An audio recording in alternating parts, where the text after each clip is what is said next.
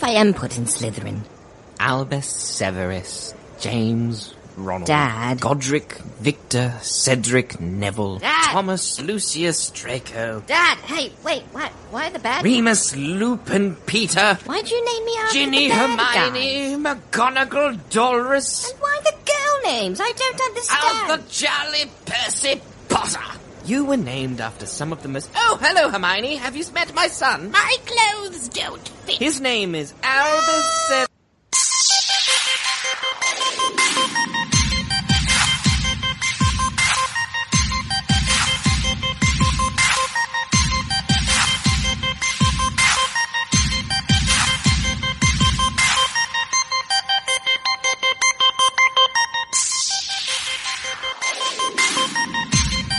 Welcome, everybody, to episode 46 of the Pseudo Nerd Podcast for November 18th, 2016. I'm your podcast host, Josh Kiser, and celebrating Voldemort Day today with me is not Kyle Hoagland and not Josh Haddix, but instead our super fan, Miss Shannon. I wanted to call you Shannon Sand, but that's not right. You got married. It is Shannon Snyder now.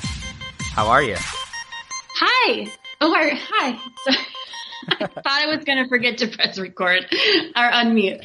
Hi, it's me, the superfan. Feeling very honored to be on the podcast I've been listening to weekly for almost a year.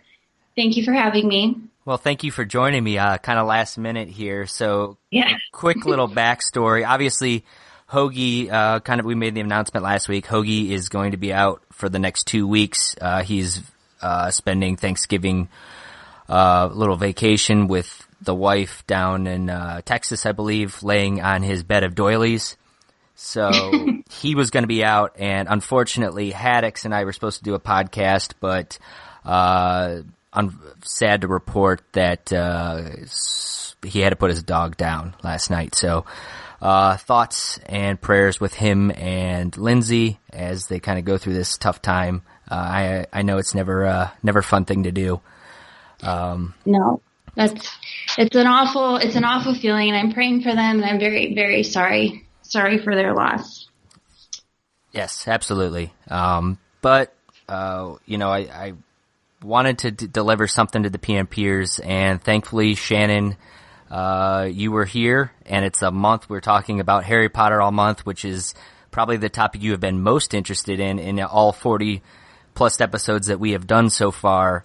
And as we're going to be breaking down the Cursed Child book, it's one that you've actually read, so it worked out well. It is your first time doing something like this, so the other PMPers out there, cut her a little slack. She's not going to be as good as, me, but she'll probably be better than Kyle.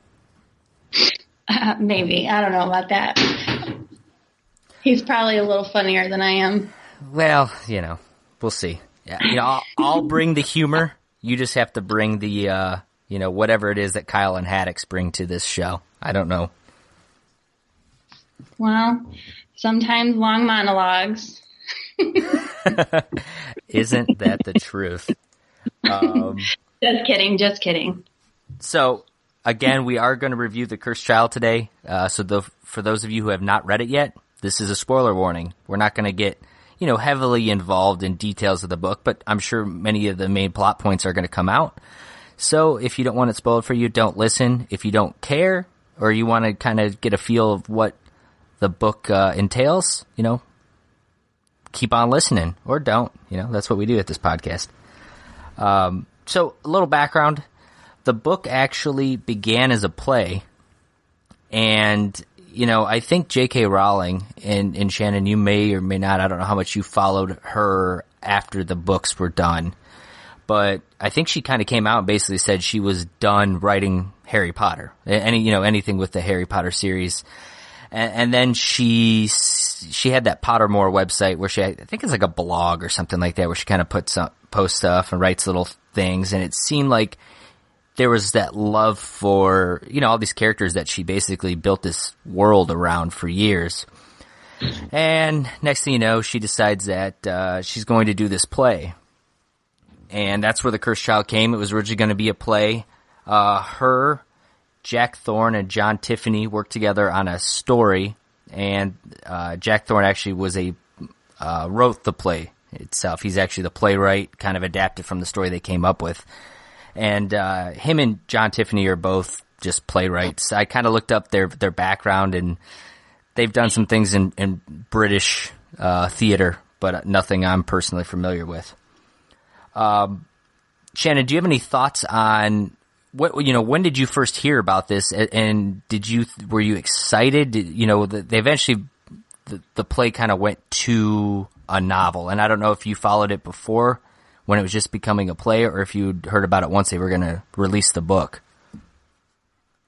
I honestly don't know when I first started hearing about it, but when I saw that it was going to be a book, I was ecstatic because I loved the books. When I first saw the movies and when they first came out, I didn't love them back in 2001 or 2.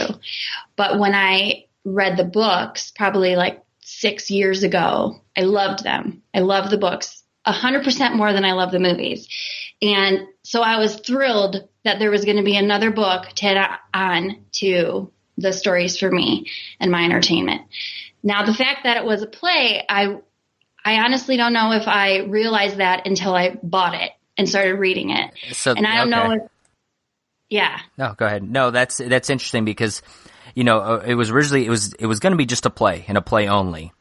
And, because she's from England, it was going to be a play performed and, only available to be seen if you're at, in London or whatever. And I think she eventually realized, like, hey, there's a lot of money to be made off Harry Potter.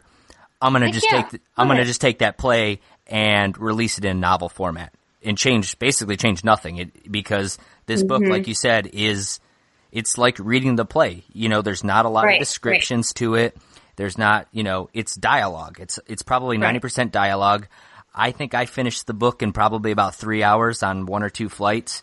So it's a very quick read for sure. Yeah, definitely. It took me just a couple days to read it. I got it the day after I got married, read it on the way to my honeymoon, and about half a day there, and I was done with it. So, no better way to spend a honeymoon than reading a Harry Potter book. I'm sure that's exactly what your husband was looking forward to. It was. He bought it, so he knew he was getting himself into. Fair enough. He married you, so he already had a lot that he's getting himself into. I did have a Harry Potter party not that long ago, which you were a part of. So this is true. It was fun. It was a fun time. It was a good time.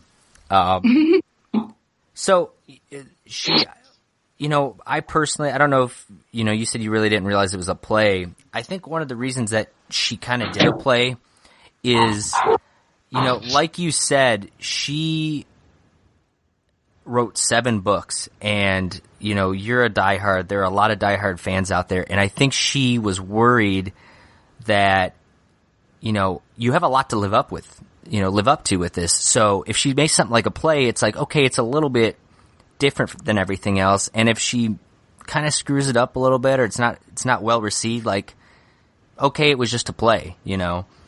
If she was like, hey, I'm writing Harry Potter 8.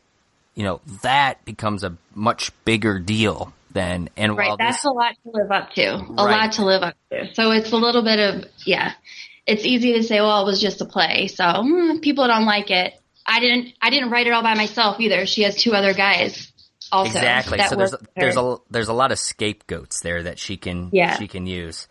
And well, let me ask you this, simply enough.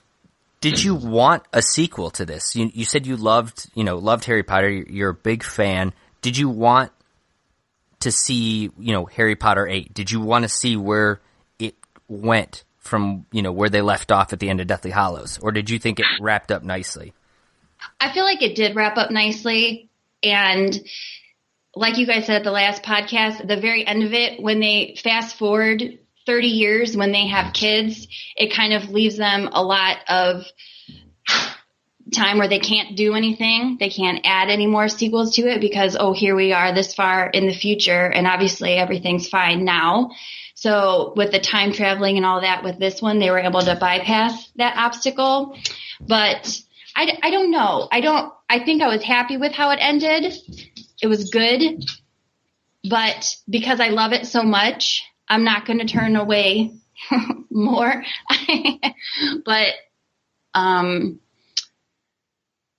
don't know. That's a hard one because I love it so much that it's good, but it probably the story was finalized in a good way. Yeah, I think that's just it. It was wrapped up. It was wrapped up very nicely, and I made it quite clear on last week's podcast that I hated the 19 years later. I hated it in the books, and they redid it in the movies. Obviously, I thought it was dumb on her part. I think, and I guess at the time she probably wrote it thinking like, I will never do anything else. I have wrapped the story up, so here's a little. In case anybody cares where they're at 20 years down the line, like Harry and Ginny did get together and have kids. Ron and Hermione got together and had kids. Happily ever after, done. And right, because some people need that happily ever after too, though. I know, but I think it could have been happily ever after Voldemort was destroyed. As Voldemort died, right? Yeah, they know that Ron and Hermione are together, and Harry and Ginny are kind of a thing, and they could have just left it at that. Is what it is, and I honestly think. And this kind of ties into, this book. She kind of like, her hands were tied at that point. She's like, well, if I want to write a sequel, I literally have to do it 19 years in the future, because anything you do, if you did it in Harry's, mid-20s, nothing bad's going to happen, because at the end of the day, him and Ginny are together and they have kids down the line. So there's That's true. I didn't think about that part. There's nothing that could happen that could, he's not going to die. Nothing's going to harm him. So yeah, you could see these stories, but at the end of the day, it's not life threatening, which is always, going through the first 7 books, there was always a chance like, oh, Harry could die. Harry could get killed, that kind of thing, where if you do anything between now and 19 years later, it doesn't matter. So right. I think part of the reason she did it is, one, it wraps up and she never thought she was going to write again. Well, her mistake there. And number 2, I think more importantly, literally the only reason she put it in there was to say that he named his second kid Albus Severus That's what I thought too.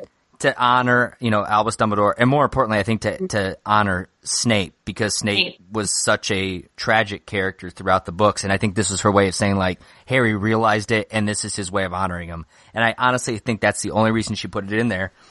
And now, guess what? She had to write a sequel, and that sequel, The Cursed Child, is about Albus Severus. Which, by the way, let me get your input. Is that the stupidest name that you've ever heard? There's too many syllables in that name. Too many syllables. So many. Harry Potter rolls off the tongue. Albus Severus sounds just like, it just sounds, I don't know, like a mouthful. It's a mouthful, yeah. So, that said, you read the Cursed Child. I did. A couple months ago. So yes. It's probably not as fresh in your mind as it is for me, because I read it about a week and a half ago or so, with the anticipation of knowing that we're going to record this podcast. Real quick, before we start getting into everything, what did you think about the book overall? Initially, the fact that it was a script was hard for me to get into at the beginning of it. After I started getting to know the characters, it was easier for me to picture it in my mind. But at first, I was so used to reading them as books, it was hard. But then once I got into it, I really liked it. And I felt like it was very descriptive. Like, I could picture myself in the theater, Voldemort's coming down the aisle, like they say, and it goes dark. And I was like, oh my God, this is so cool. I wish I could be there watching this. I did. I loved it. Let me ask you this, because I'll start off by saying I did not like it overall. I think I can appreciate it as a play separate from everything else. I think as a sequel, as a direct sequel to it, I think they kill a lot of the characterizations. I think they change a lot of the characters, and we'll get into that in a little bit. But I think that if it was a play off by itself, you needed to have seen the movies or read the books, because to me, I picture, when I hear Ron talking, I picture, Rupert there. When, Yeah. Daniel Radcliffe, those are the people. So I had them in my mind the whole time, which I guess helped because there's not any descriptions of who these people are. You're just picturing the actors from the movies. So I think that helped, with it. But overall, I wasn't crazy about the book. But I will agree with you. I think it was something that I would have enjoyed seeing in the play. I would like to go see the play. Oh yeah, for sure. I don't think, with that said, if it was just a book, I don't think it would have been as entertaining to me, because when they time travel back and forth, I feel like it goes a little bit all over the place. So as a book, it would not have been as good, but I did like it as the play, for sure. All right, fair enough. So let's briefly kind of go over the general idea of the book before we kind of get into more details of what we did and didn't like. And for those of you who haven't read it, for me it's Harry Potter meets Flashpoint. And I'm gonna guess that reference is gonna go over your head, Shannon. You're probably not into the Flash, the comic book character, much, or have read any of his stories or anything like that. Is that correct? That is correct. Seth likes Flash, but I have not enjoyed it like he enjoys it. Fair enough. So he might understand this reference, but basically, real quick with Flashpoint is Flash. His mother dies. His mother's killed. That typical superhero origin where parents, one or the other, are dead or killed or something like that, and then of course he ends up becoming a superhero. Well, Flash is able to travel in time, so he ends up going back in time and saving his mother, thinking like, hey, now I can live my life with my mom. Well, by doing so, he alters the timeline, a la Back to the Future, that kind of thing, creates all kinds of chaos, and shit gets real. And then he realizes, like, he has to let his mother die. That's basically, it happened in the past, it needs to stay that way. The whole butterfly effect, if you've seen the Butterfly Effect movie, sort of that kind of thing. So that's sort of what this book is to me, it is, she wrote that direct sequel, so she's like, okay, it's going to be based around Albus Severus now because he's Harry Potter's son. And then it was like they took that and then decided that Goblet of Fire was the only book that they cared about in the past, and it's basically going back to that time and trying to save Cedric. And Albus becomes best friends with Draco's son because Albus is a weirdo kid who can't live up to Harry's legacy. So then he's stuck with Draco's son who doesn't have any friends. And then the two of them go back in time, save Cedric, and they keep going back in time multiple times because every time they do it, something bad happens in the future. The first time, one of Ron and Hermione don't get together. They don't have a kid. They don't have their kids. That screws it up. The next time, Voldemort's alive and reigning chaos. Everybody else is dead, and it's Snape and Voldemort and stuff. They're celebrating Voldemort Day. So on and on, they basically realize time travel can cause a lot of problems. And they eventually able to go back in time, and Harry and Albus, oh, by the way, they don't get along. So they end up at the end getting along and, saving things, and Voldemort's destroyed. And that's sort of the overall very quick, hashed out plot. And is there anything overall story-wise, Shannon, that I may have forgotten there, that you want to point out before we start just getting into the details? Nothing really that I can recall from when I read it. I pretty much only remember the general ideas, which is what you just explained. So I think that's about it. Okay, so you did a good job. Oh, thank you. It was a quick hash. Like I said, I don't want to get into too many details there, and a lot of the other details we're going to get into as we go forward. So that said, Shannon, since you seem to like it more than I did, I want to have you first tell me what you enjoyed about it. Anything in particular that really stood out for you that made you like this book?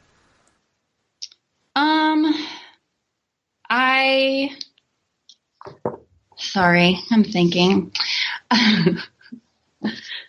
liked how they went back to Snape, and I don't remember who told him that everything is okay in the end, and that you just read it. What happened where they finally went back? That's when I think something big happened with Snape. Yeah, they're celebrating. That's when they're celebrating Voldemort Day, and okay. Everything is bad, basically. And this is the part I didn't like. So Cedric this is the second time they have to go back in the past. And they basically... Yeah, they went back so many times, it's hard to remember. They end up embarrassing Cedric, who, as you remember, seemed like a very nice guy, very honorable person. He gets embarrassed once during the Triwizard Tournament, and he becomes a Death Eater because of it, which I thought was very stupid. And he becomes a Death Eater, which leads to the rise of Voldemort, the destruction of Harry Potter. I think Harry's dead. I think Ron might be dead. Hermione is alive, but she's hiding out with some rebels or something like that, I think. And they do run into Snape then. And this is... They tell Snape, basically what you said, like, hey, you're dead in the future, I think, but you... For good reason. Right. I don't remember what it was. Let me... Here's what it is.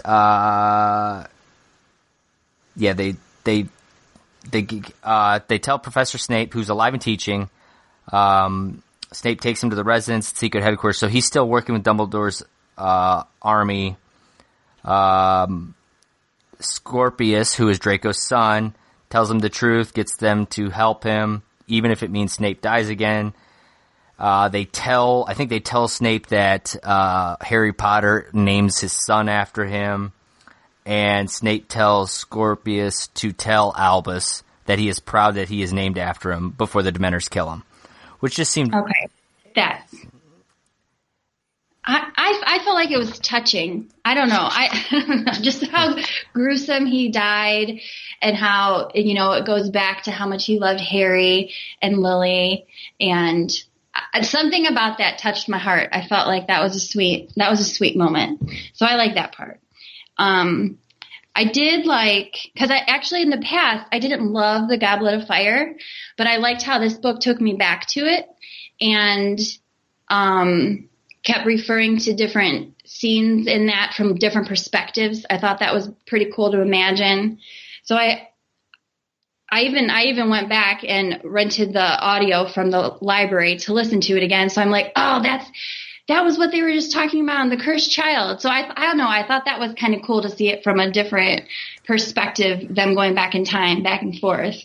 So you actually went back and reread or re-listened in this case to the entire Goblet of Fire because of this book. Yeah, I did, because I at the time I was like, oh, these are just stupid games. I kind of in the books when they do the Quidditch tournaments and stuff, I kind of breeze through those, like, these don't really matter. That's kind of how I read the Goblet of Fire games. But then this book kind of put a new light on it for me and made me want to go back and reread that again, because it intrigued me, and I was like, did that really happen? I want to go back and see what happened. Yeah, so I mean, it definitely to me felt like it was, as far as sequels go, it was, Goblet of Fire is almost like the only one you would have had to have previously read to understand this one. Because other than if you watched Deathly Hallows Part 2, the last 5 minutes, that scene, and Goblet of Fire, I think that's all you needed to have seen to understand pretty much most of this plot. Because it takes place almost entirely in Goblet of Fire. Right. And I think they do a good job of briefly giving a rundown of whatever scenario they're about to talk about.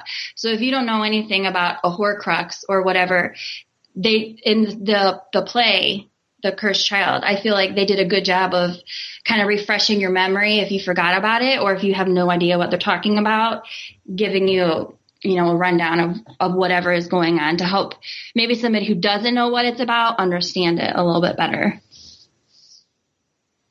Yeah, that's a good point. I'll give you that. They definitely do try to kind of explain it to to the casuals who may not know much about Harry Potter. And really, at the end of the day, I think this almost could be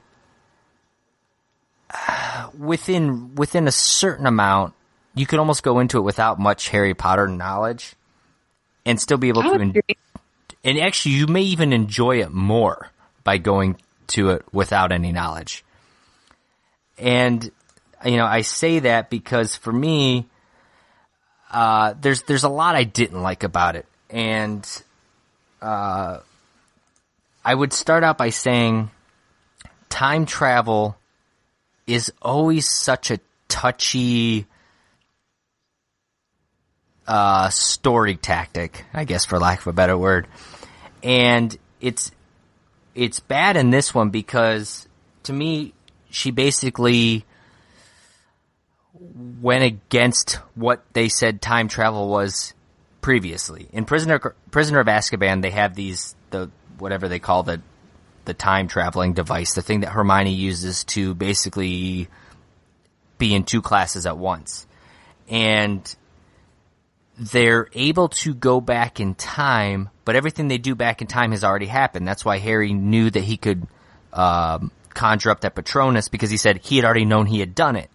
And in that one, they don't travel back forward in time. They travel back, 24 hours, and then they live through those 24 hours again.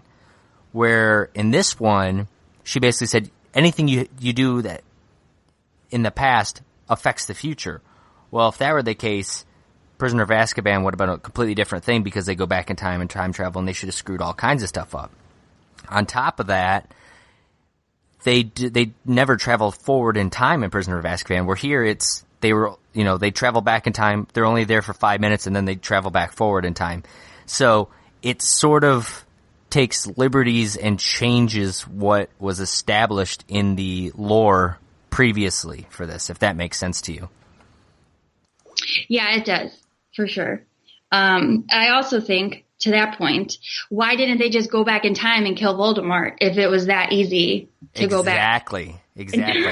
And then, so that is the thought that kept going into my mind. Why do you want to rescue Cedric so bad? Why don't you rescue, like, Harry's mom and dad, or, right, Snape, kill Voldemort, anybody. 30 years. And that said, if they did that, obviously, it would have affected everything in this story. But in the previous, and I think part of the reason why she wrote it that way was for that very reason, is she wanted to incorporate time travel, and then I think she regretted it. Like, I think she wanted it to be like a neat twist in the book, and then realized, like, oh, you start playing with time travel, you really start messing things up. So she wrote it in a way where it was like, well, everything that's already happened in the past has already happened and doesn't affect the future. So they couldn't go back in time and kill Voldemort. And then on the top of it, I think when they went back in time, they spun that little hourglass, a couple of times. I wonder how many times you have to spin it to go back, 30 years in the past. So I don't know. I didn't like the time travel gets touchy, and I think that was a big thing. I will say what I did enjoy about it personally. It's very easy to read because, again, it is a play. And if you're a fan of Harry Potter, it's just nice having another way to see him and experience all those characters and kind of bring back what you've enjoyed previously. It like you said, it kind of helps spark, I'm going to go back and watch or read Goblet of Fire. Like it does conjure up those old feelings and kind of the excitement that you've had, over the last 15 years or something of Harry Potter. Yeah, for sure. I will say something I did not like about it. I loved Ron in the other books. He was my favorite in the books and in the movies. I feel like they were true to his character in the movies. I think he's like cute and funny. And then this play, I feel like they just made him a big doofus. And yes, absolutely, did not like his character in this play. It kind of ruined him for me. So I want to imagine Ron to still be the funny guy that I liked in the other books. And they grew up to be this nerd. So those are the things I didn't really care for so much about it. Was I kind of wanted my characters who they were when I loved them, and then to see them grow up the way that their personalities kind of evolved. Like Harry kind of became a jerk a little bit, and it was a little bit disappointing to see how their characters grew up into adults. But I liked their children in it. So at least we had that going for them, because they made a little bit more of the innocent character like I liked in the original ones. And then as adults, they're a little bit more boring, I suppose. Well, I think that was my biggest gripe with this whole thing. Well, second biggest gripe. We'll get to my biggest gripe in a little bit here. But I agree. I think the characterization, it was like J.K. Rowling spent 7 books developing and writing these characters that you love. Like you said, Ron was your favorite. There's certain things you loved about him. There's things you love about Hermione and Harry and things like that. And in this one, it was like the guy, whether you want to, Rowling has to take some blame for this because it's her baby. She had some say in it, whether she didn't write the play or not. It was like they took that and they just were like, well, I'm not going to pay attention to these other books. Like, I'm just going to write what I want to write in this one. And like you said, Ron becomes a joke. The guy literally owns a joke shop in this play. I mean, that's how much of a joke he is. And on top of that, Harry is a dick. He's a dick to his son. He snaps at him. He starts trying to bully Professor McGonagall, who is the headmaster, and basically was like threatens her and says, "You will not have my son hanging out with Draco's son, and I'm going to threaten you with this and that." Like, I don't think there's a single thing Harry does in this novel, book, play, whatever you want to say, that is typical of Harry. Like, Harry is usually very understanding, wants to see the best in people, especially after everything that goes down. Like, he wants to be very supportive of his kids. Like, the last thing Harry's going to do, because he never had parents, is be, especially because he was also emotionally and kind of physically to some degree abused by his aunt and uncle. Like, why would he treat his son that way, So right. That bothered me a lot. And then on top of that, Hermione, who, didn't say, is totally incompetent in this as well. Like, she's in the Ministry of Magic, I think the head of the Ministry of Magic. I was just going to ask. I couldn't remember. I thought that is what she was. And so she has this very rare, should be outlawed, thought they destroyed all of them, time-traveling device. She gets it after they catch a Death Eater that had it, and puts it into her office and at the Ministry of Magic, and basically is keeping it there for safekeeping. Somehow, 2 kids, or 3 kids, or something like that. I don't remember if that woman helped them. I think or not. She was. Okay, so it was 2 kids and then a girl who's probably in her early 20s or something like that, are somehow able to break into Hermione, who's supposed to be like the smartest, done person.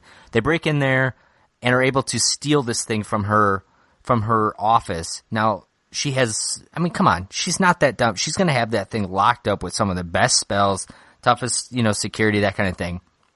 And then, on top of all that, they have the Polyjuice potion, which seems to be a big favorite. And Albus, who is Hermione's nephew, because Ginny and Ron, there's so Albus drank the Polyjuice potion, and he looks like Ron at this point, and he starts kissing and asking Hermione to make another baby as a way to distract her. That's weird. I'm sorry. Like, at the end of the day, 1, she should understand, like, this is not Ron here. And then 2, like, you're making out with your aunt, dude. Like, that's fucking weird. Yeah. And, I mean, that to me was a little, like, you start thinking about it. And honestly, like, just in general, I feel like if you're in the world of Harry Potter, the wizarding world, if I'm running the Ministry of Magic, which seems to be like the ones who make the rules, kind of, they enforce that you're not using magic in the Muggle world, that kind of thing. I feel like Polyjuice Potion should be outlawed because for sure there's a lot of harassment. You could break in there's and steal a time rape. travel device. There's all kinds of things that you could take advantage with Polyjuice Potion, and you could take advantage of other people and stuff like that. Like, it could get really dangerous, and I don't think she ever really. Obviously, it's a kid's book, so she doesn't approach it. But like, I don't know. I'd be watching it especially if you're going to start making out with your aunt.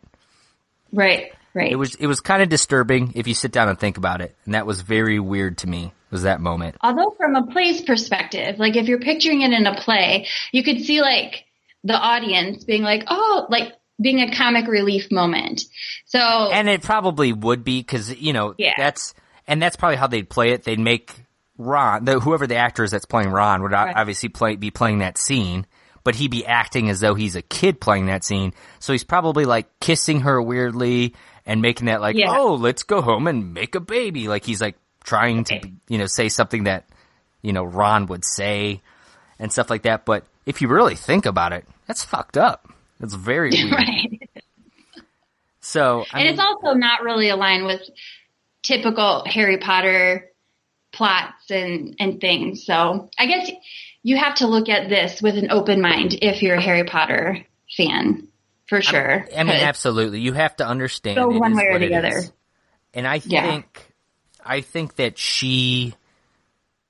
if she was writing an 8th book, which I'm at this point, I have to say that this is not the 8th book. Would you agree with that you would not call this the 8th book? So I think she would write her own on her own in not play form. And I think, hopefully, I would hope, or she could leave as is and start focusing on the prequels or something like that. Yeah, absolutely. I mean, I think there's other things, and I think she would never, if they said, hey, we want you to write an 8th book and it is a direct sequel, I don't think this is what you get by any stretch of the imagination. I think she would not, this feels a little rushed in some ways, and I think it's also like they tried to, at the end of the day, when this is all said and done, you could go on with your knowledge and life of Harry Potter as you know it, and nothing has really changed. Because they went back in time and they eventually basically fixed all their mistakes from going back in time. And it's almost like everything is how it was when you watch the end of the 7th movie or 8th movie. Exactly. They just went back, screwed things up, and then you were worried that they screwed things up, and then they fixed it, and then everything's neutralized and the way that it was to begin with at the beginning of the play. So right, yeah. I mean, it's they're right back there. The kids are. The only thing I'll say is they fast forwarded time very quickly at the beginning of the book. I don't know if you remember that or not, but it was like 2 or 3 pages, and they're in the first year where Albus gets sorted, right. And then they go like boom, it's the 2nd year, then boom, it's the 3rd year, and it's boom, it's the 4th year, and it was just like that. They went through like 4 years of school, and it must have been 5 pages or something like that. I mean, it wasn't much at all. And so that's the other thing. Let me ask you this: what do you think about? So obviously, Albus and his family are very close with Ron and Hermione and their family because they're cousins and that kind of thing. So Ron and Hermione have a girl. Her name is Rose, I believe. Yeah. And she gets sorted. She's the same age as Albus. And they seem like they grew up together. They were friends, pretty close. She gets sorted into Gryffindor. And Albus gets sorted into Slytherin, I believe, and then he becomes friends with Draco's son. Isn't that why he felt like he was the outcast because part of that, yeah. And then he became friends with Scorpius, who's Draco's son, and then like as soon as he does that, like Rose, like for the next 4 years, just blows him off. Like why? Right, that's kind of that's that. Yeah, total like just a brat. Like why would she do that? It just those are things to me that they wrote in here where it was like they wanted to write a play, and they wrote this play, but they never gave you it's like they really didn't care or wanted you to think like the real character development. Like they didn't really care. They just wrote anything. Yeah, they were like just kind of like a cliched character, and this is who she is. Exactly. It was like you're watching an episode that would be on the CW or something like that. Like it's just very high school drama and, all that romance and things like that. They'll throw in whatever they want for the sake of the story. and they don't care Right. about what happened in the first 7 books as far as characters go. Like, they're just, whatever they needed for the story, they're going to put in there, you know, everything else be damned. Scorpius is Draco's son, right? That was his name. So Yes. how did he end up being he seemed like he was a sweet, kind-hearted boy He did. who came from the Malfoys. So that's another kind of So weird that was another combination. thing is, there was rumors. So Draco got married, had this son, and then the wife dies. I don't remember if they really specified how. She got sick, something like that. And there was rumors the whole time that Scorpius was not actually born from Draco, and instead is Voldemort's son. That was like the big rumor. Oh, yeah. I forgot And- about that. So nobody wanted to talk to him and that kind of thing. And Draco just seems like a shell of a human being. Like, even worse than he was by the end of the 7, 8 movies, books, Yeah. whatever you want to say. He seems even worse now. And like, he just seems like he just I guess that's how the Malfoys were. They just had no backbone anymore, just were spineless. And he just seems like that. And his son just seems like a nice kid who just grew up with all these He was rumors funny, and too. stuff. Oh, he was my favorite character I by thought he far was in this. funny, yeah. So, yeah, you know, and then Albus becomes friends with them, which, like, you would think, like, Harry would be happy with that. Like, oh, great, you made a good friend. And his cousin's like, no, you're friends with that weirdo. Like, I'm done with you. And doesn't talk to him for 4 years. Like, it just, Right. a lot of that was very crazy. But to me, the biggest thing I had an issue with, and I want to know your opinion on it, is by the end of the book, Voldemort does come back, and the big twist is Voldemort did have a kid, but it turns out he had a daughter who was the girl who was sort of tricking Albus and Scorpius into helping save Cedric because she knew that it was going to cause all this, it was going to bring Voldemort back, and she wanted to see her father. Right. Voldemort has a daughter. Not only does he have a daughter, but you find out Voldemort's conceived this daughter with Bellatrix. Now, keep in mind, Bellatrix was in Azkaban. She's eventually broken out. So at some point between when she breaks out of Azkaban to when she is killed in Deathly Hallows, her and Voldemort, you know, had to have conceived this child. So my question to you, Shannon, is Voldemort a sexual being to you? No, not at all. Not even, I mean, he's not human. So yeah, to me, he wasn't even human. So right. I don't, I mean, they make a big I point don't to know. talk about how disfigured he is, and every time he killed somebody Right. and, you know, made a Horcrux, he gave up part of himself, which is why by the time he's resurrected, he is this, you know, pale worm-looking thing. Yeah, they kind of say like snake-like because he doesn't have the nose, but he's got the slits for nostrils, this kind of thing. So I really had an issue with this because I was just thought, you know, there's no way. Why would they have a kid? Like, that just seems silly to me. So Right. I started doing a lot of research on it. And I want to, because I wanted to give them the benefit of the doubt. So there's an article I read. This was on Hypable.com. And they start talking about, you know, this whole thing. And they bring up, is there any way that the two of them would have had a kid? So they bring up when Bellatrix, some quotes from the actual books.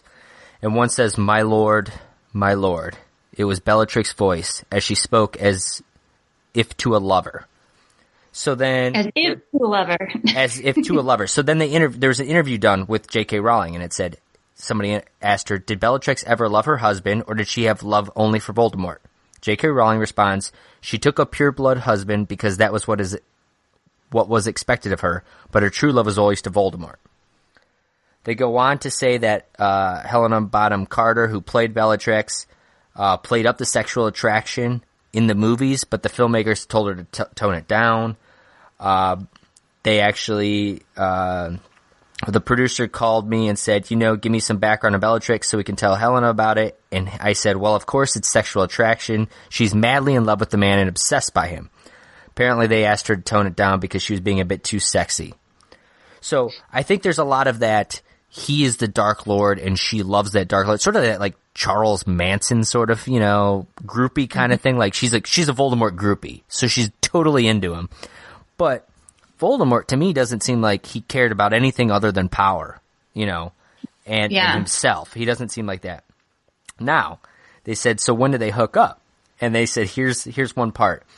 At the end of chapter 24 of Harry Potter and the Order of the Phoenix, Harry experiences pain so severe that he thought someone must have sliced into the top of his head. Maniacal laughter was ringing in his ears. Voldemort was happier than he had been in a very long time. Jubilant, ecstatic, triumphant. A wonderful, wonderful thing had happened. Harry could not help feeling that his first foray into occlumency has weakened his mind's resistance rather than strengthening it, and he wondered, with a feeling of great trepidation, what had happened to make Lord Voldemort the happiest he had been in 14 years. Now, it does say at the beginning of the next chapter, we learn there's the breach of Azkaban, during which Bellatrix escaped. Voldemort could have been thrilled that her and other of his followers were getting out, and or he could have just been getting off. Bellatrix was there. So that led me to what we were talking about. He's a very disfigured being, and they say he's almost snake-like, right? Mm-hmm. So this got me down a rabbit hole. I'm just going to say I started researching all kinds of things. I searched, do snakes have penises? Because I was curious. Turns out they have a hemipenis, that is called, and the plural is hemipenis, hemipenis, if there's multiple. And basically they have these two things that stick out of them, and they could hide and come back and poke out when they're ready. And if you Google hemipenis and do an image search, it's very vile and it's weird. I was looking at all kinds of different frogs and snakes and lizards and things like that. But basically it's almost like, picture like two antennas that stick out, and some are just two antennas, some are like two fleshy antennas, some have spikes, it's very disgusting things.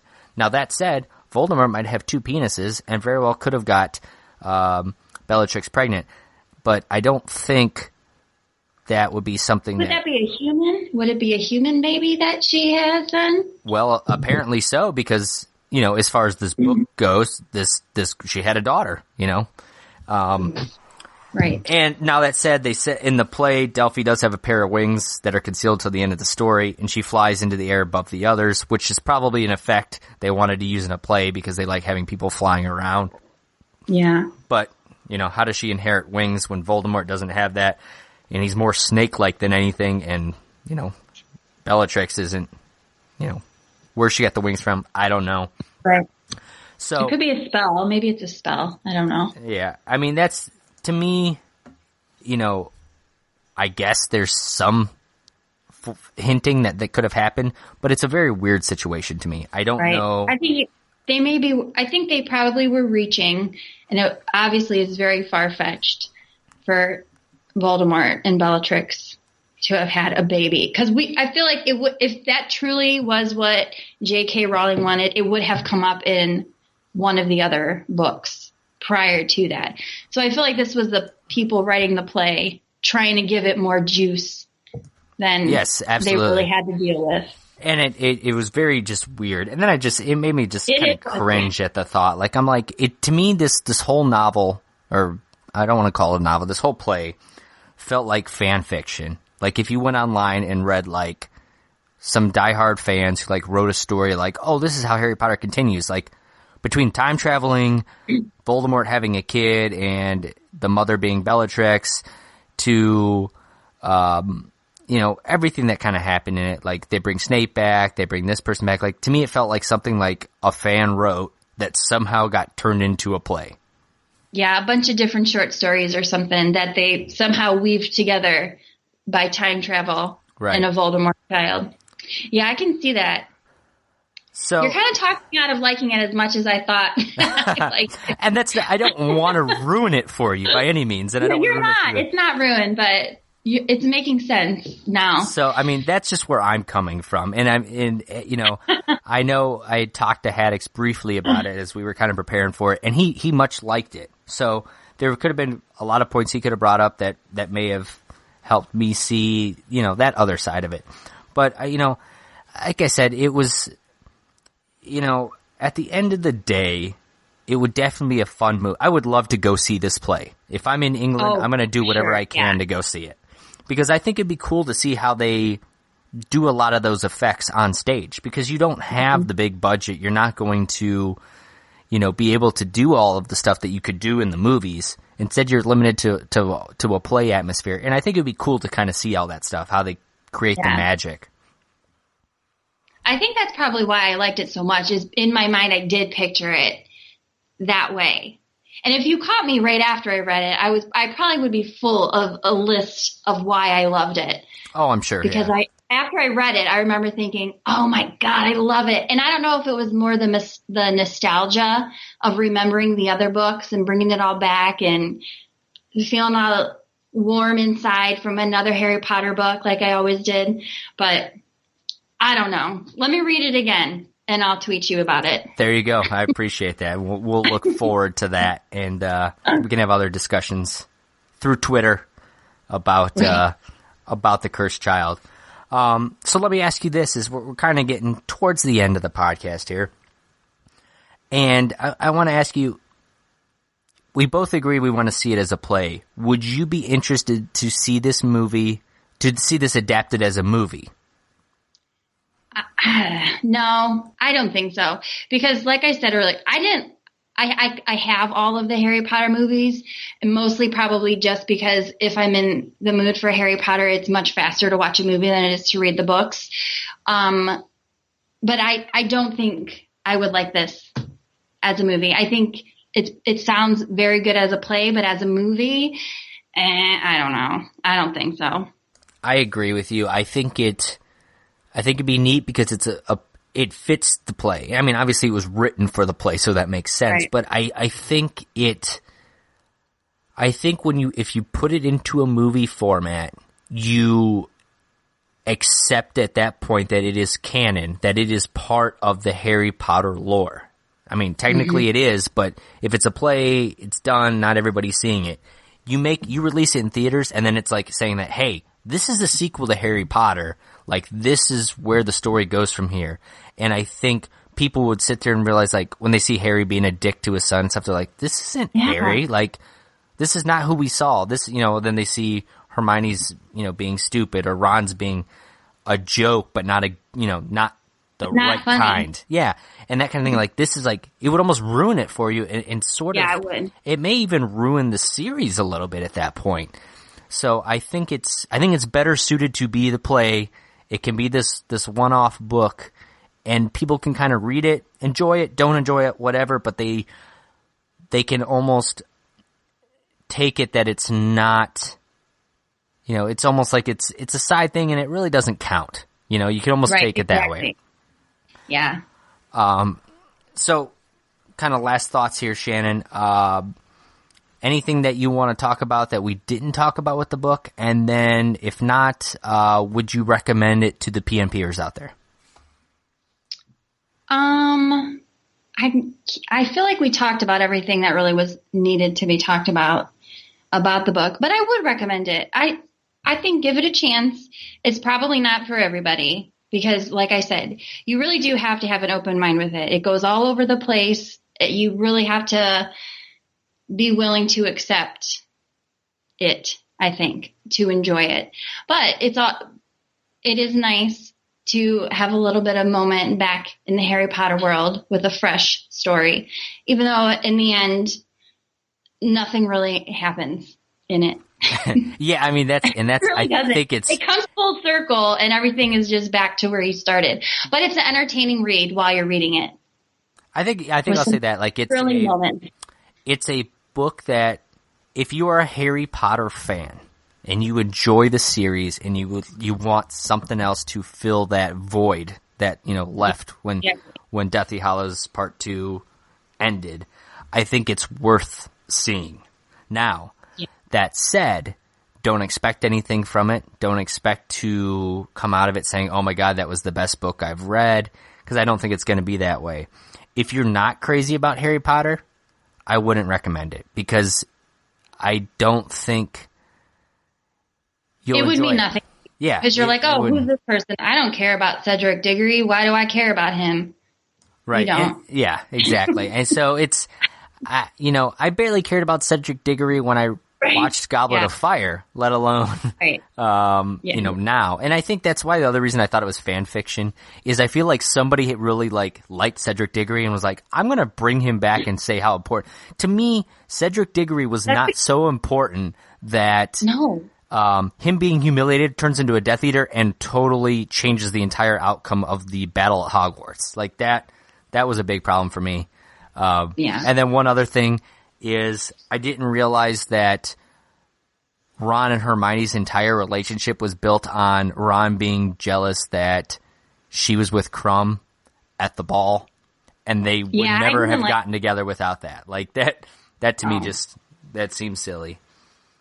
Yeah, because I like to think that Ron and Hermione were soulmates. So I love them as a pair, but I know you don't. That's okay. No, but you heard that all last week on episode 45. So if you guys haven't heard that, feel free to go back and listen. But that said, that's our show. I'd like to first again thank you, Shannon, for joining me today. You're welcome. I'm sorry if you lose a few followers. That's all right. Maybe we gain some new followers, and if we did, go subscribe to us on iTunes. Leave us that 5-star rating and the feedback. Feel free to reach out to us at any of our social medias, Instagram at PseudoNerdPod, Twitter, PseudoNerdPod. We're on Facebook under the Pseudo Nerd Podcast. We're on Spreaker and YouTube. Just search Pseudo Nerd Podcast and you'll find us there. And then, of course, pseudonerdpod.com for all of our episodes, all of our social media. Hoagie writes some blog posts. He's supposed to do a Test Your Knowledge that we recorded. That said, he's knee deep in some doilies, so maybe he won't get around to posting it. He did do a Harry Potter one with Haddix and I, so hopefully you got something there to listen to here soon. And all that said, next week, we are going to review Fantastic Beasts and Where to Find Them. Shannon, I have to assume that you're going to go out and see that this weekend? I am. Well, I'm seeing it on schedules. Have been aligned, and I'm going on Wednesday to see it next Wednesday. So I have to wait a little bit, but yes. Well, our review will come out on Black Friday next week, so go out and see the movie. Haddix will hopefully be back next week. Again, our thoughts and prayers out with him and the family there. That's all I've got. I hope everybody has a happy Thanksgiving, and my closeout this week was under the anticipation that Haddix was going to be a part of it, so let's just pretend he's here, because it's from the home of Henry Foraker, member of the North Olmsted class of 2016 and head of the Northeast Ohio cosplay group, whose group will be heading to the opening for Fantastic Beasts and Where to Find Them, to the home of Lakewood, Ohio, not to be confused with Lakewood, Oregon, where the Harry Potter bandit robbed 2 banks last week. Go look it up. I am Josh Kiser, and she is our number one superfan, Shannon Snyder. And I will see you guys next time. Bye. Thank you.